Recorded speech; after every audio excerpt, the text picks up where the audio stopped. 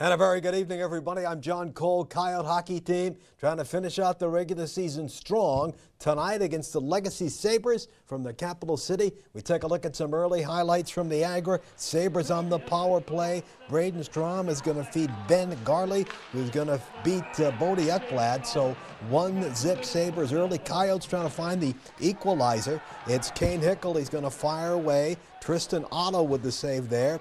Then Chase Collins, who's had a great year, he's going to come in. Can't quite get it to go, though he scored a lot of big goals for Williston over the years. Gavin Mitzel is going to come in with a long shot there. Ekblad makes the save. He's had a real good year. Kane Shannon to Collins, going to come in. Can't quite get it to go. Sabres up 1-0 after one. They go on to win 5-1. So Legacy comes to Williston and they win 5-1 over at the Agra Sports Complex. Basketball, no final in between Kenmare Bullbells and Trinity Christian. Shiloh Christian comes to Watford City and wins by a final of 83-55. Arnold 13 for Watford City. He's had a good year for Shiloh Eklund with 27. The Ray Jays, a good young club. They beat Trenton, final there, 92-52. Girls hoops, Tioga and Ryan, that was supposed to be played in Tioga.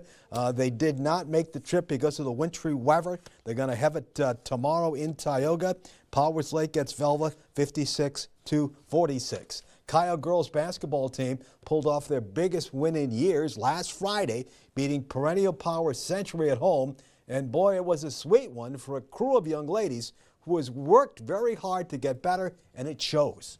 Grit. Grit was a big word last week. We used a lot of grit. We were all on the same page, which really helped, and we played with each other for kind of a long time, which is also very good. So I just think that hard work is what we needed that game. And after the years of getting beat by this club, felt great to beat them. Yes, being known as the underdog and showing up, it's a great feeling. Grit. We worked hard, and we were down, but we faced adversity, and we didn't. Even though we were down, we didn't fall apart. We came back and we came together and we pulled out the win, and it was a really good job. You've had a difficult time finishing. You finished against them. Yeah.